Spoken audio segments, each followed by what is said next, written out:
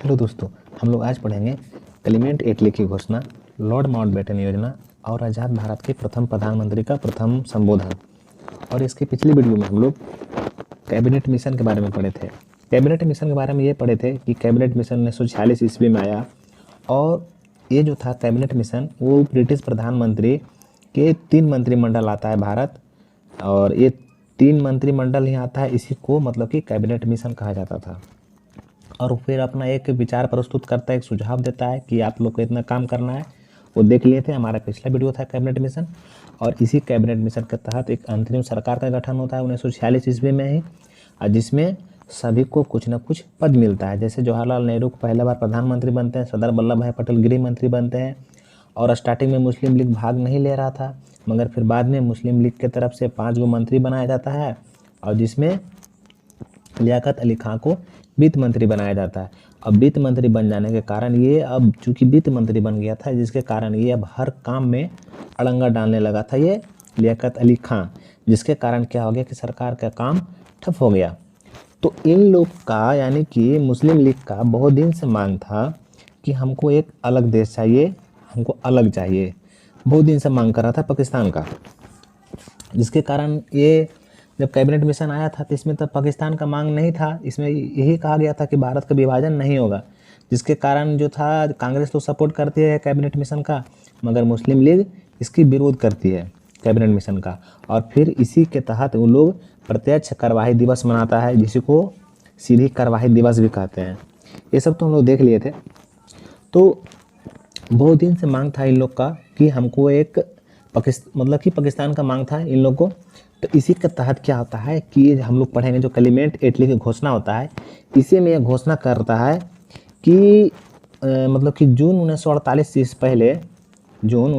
से पहले हम भारत को, भारतीयों को आने सत्ता सौंप देंगे, ये घोषणा करता है। जैसे ही ये घोषणा होता है ना, मुस्लिम लीग जो होता है पाकिस्तान का मांग और तेज कर देता है।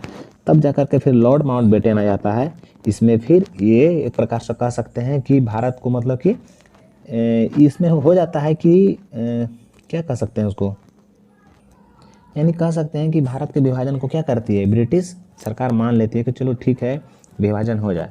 तो देख लेते हैं, सारा बात तो यहीं ख़त्म नहीं करेंगे, हम लोग आते हैं अपना टॉपिक पे। पहले देखते हैं क्लेमेंट एटली क्या था, इसको देखेंगे, समझेंगे क्या था क्लेमेंट एटली, समझते हैं। इसको समझना है, देखिए 20 फरवरी 1947 ईस्वी को यह घोषणा किया कि ब्रिटिश सरकार जून 1948 से पहले भारतीयों को सत्ता सौंप देगी।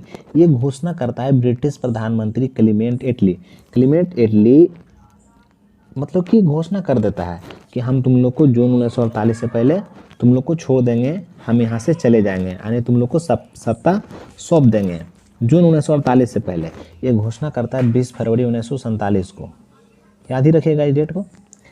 अब जब ये घोषणा हो जाता है तो चूंकि इसमें ये तो नहीं कहा गया था ना कि हम, मतलब विभाजन का स्वीकार तो नहीं हुआ था, कैबिनेट मिशन में ही उसमें था कि भारत का विभाजन नहीं होगा, और कोई बात आया नहीं था, जिसके कारण क्या होता है कि जो जैसे ही एटली घोषणा करता है, तो जिसके कारण जो मुस्लिम लीग रहता है पूरे उत्तर भारत में पाकिस्तान का मांग तेज कर देता है।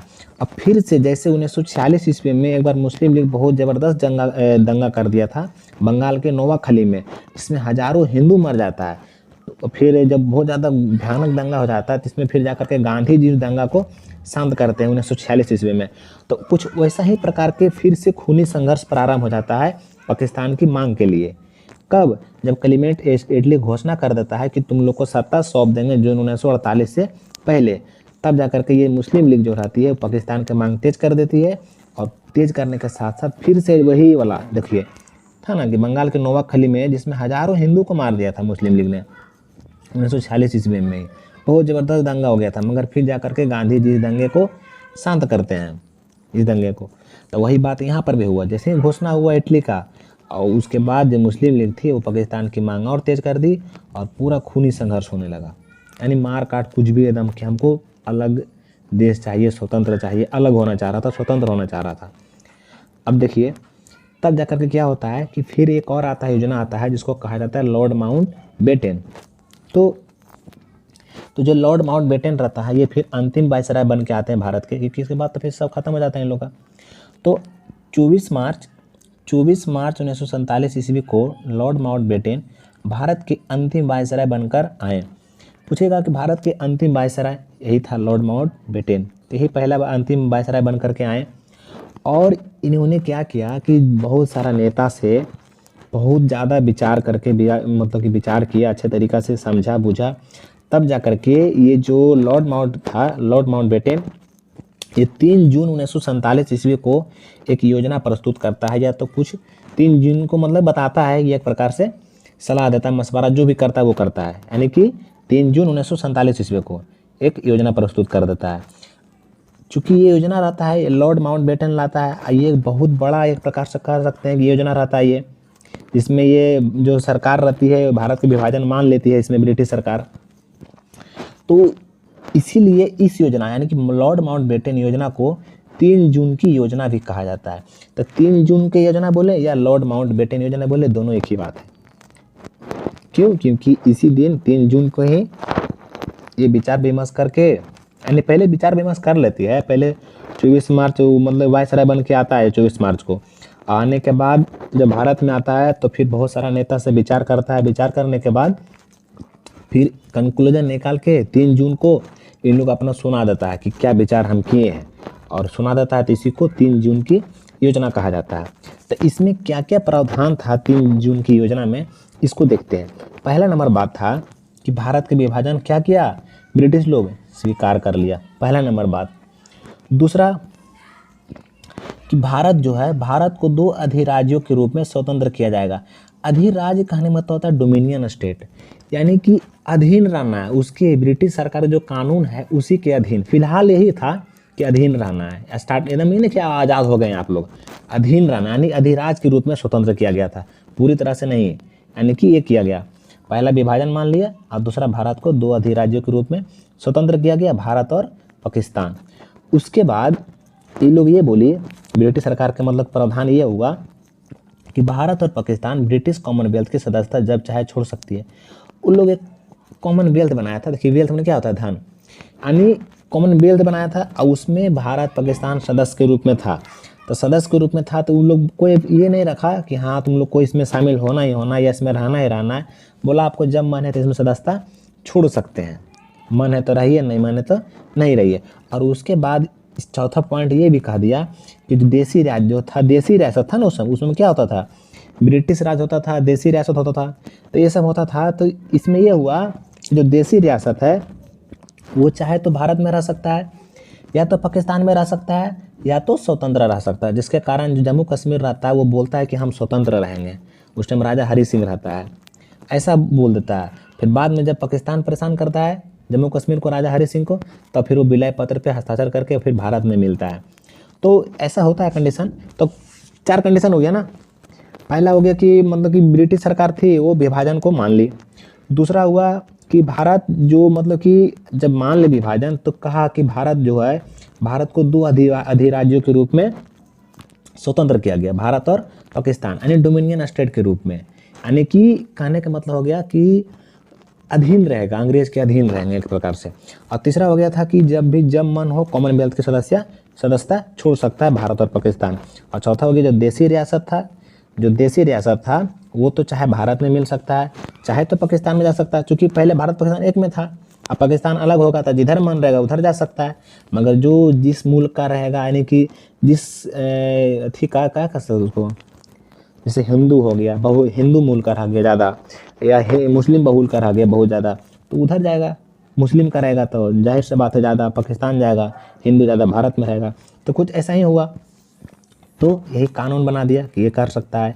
यही तो मेन दिक्कत हो गई, चौथा नंबर पॉइंट है ना, ये भी जानबूझ के छोड़ दिया ऐसा कि लोग आपस में लड़के झगड़ के रह जाए, ताकि ऐसा प्रावधान ही रख दिया इसमें।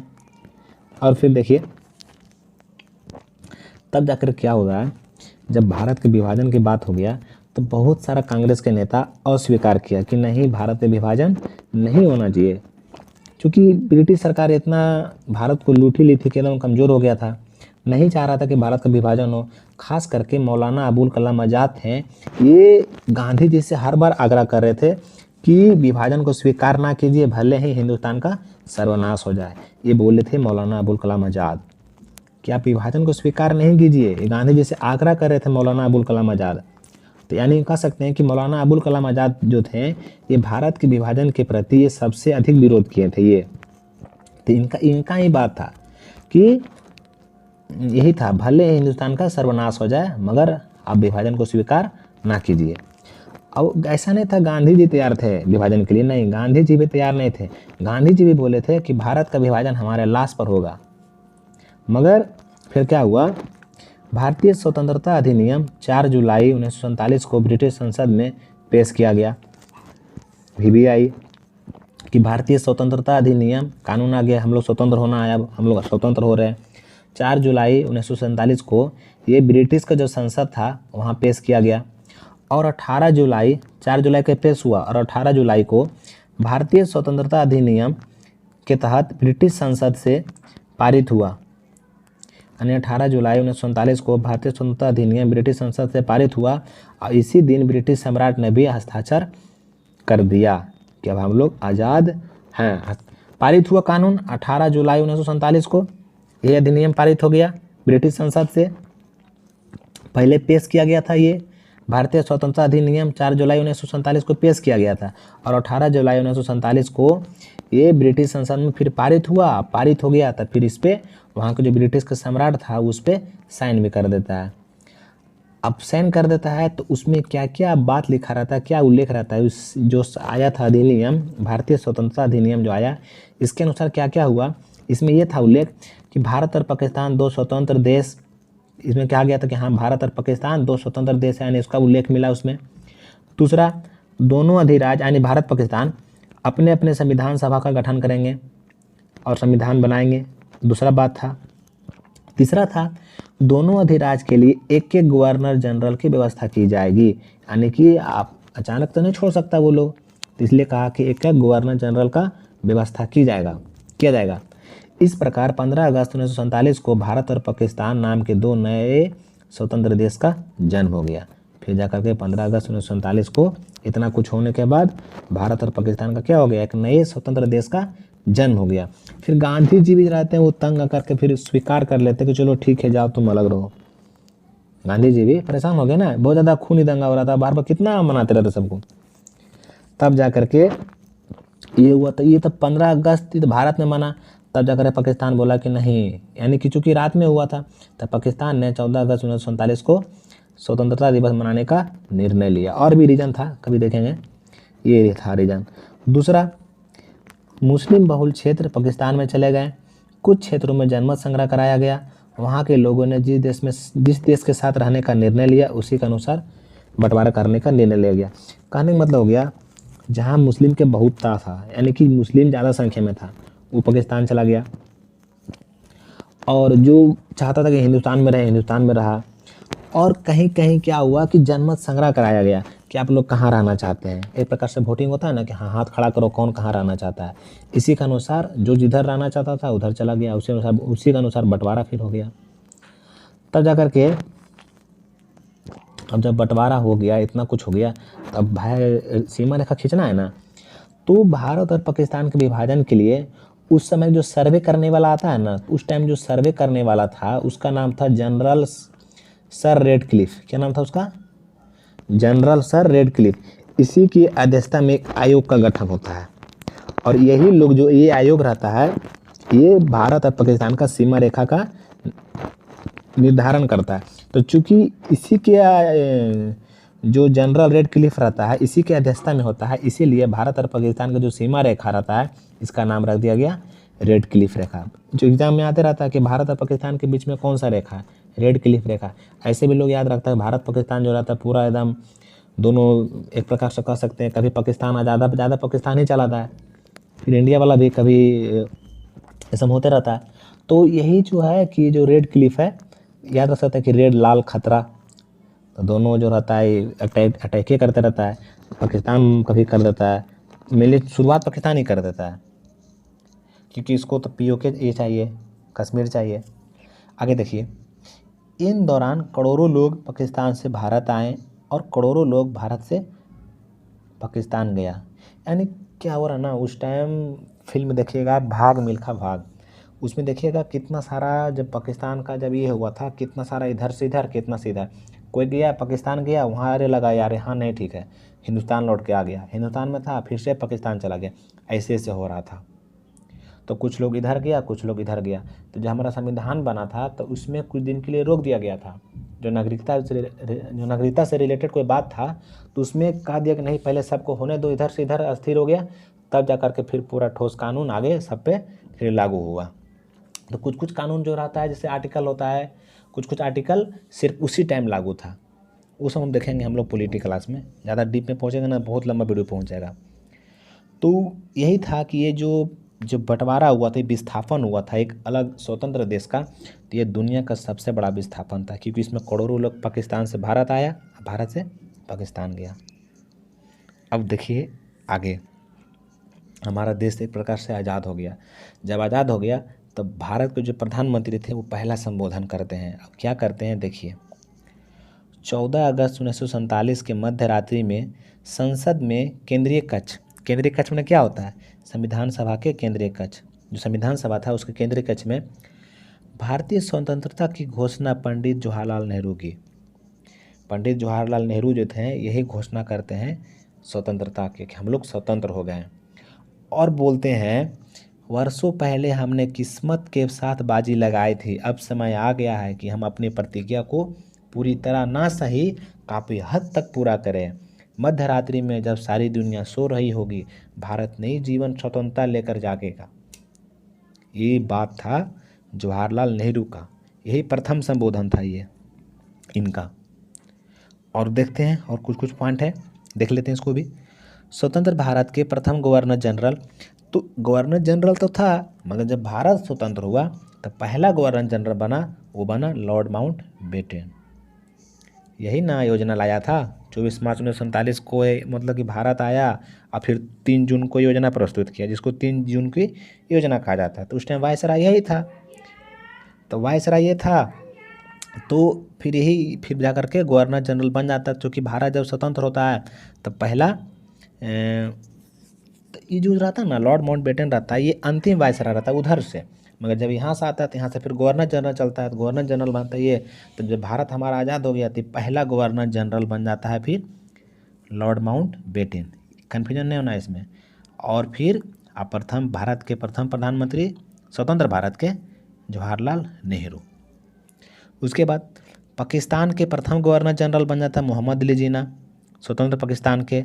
और प्रथम प्रधानमंत्री बनता है लियाकत अली खां।